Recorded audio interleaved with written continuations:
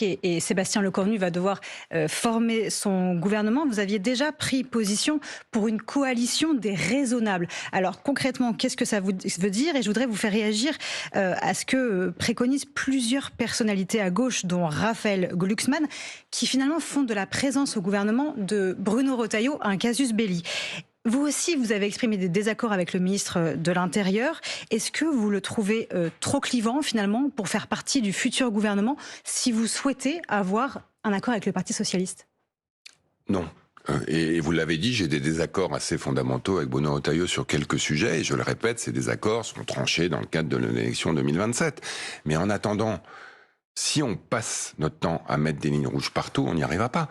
On est aujourd'hui arithmétiquement face à une situation très simple, qui est les Insoumis, c'est sans eux, le Rassemblement national, c'est sans eux. Il faut qu'on travaille avec les autres pour faire avancer la France. Certains, on verra, sont prêts à entrer au gouvernement à certaines conditions. C'est votre cas, par exemple? Mais moi, j'en suis pas là.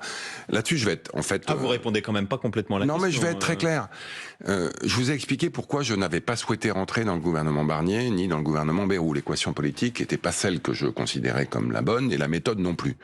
Aujourd'hui, on a une équation politique différente, on a une méthode différente, et on a une personne différente. Mais avant de parler du casting gouvernemental, il faut d'abord négocier. Parce que selon que les socialistes acceptent ou non, pourquoi pas d'ailleurs d'entrer dans un gouvernement,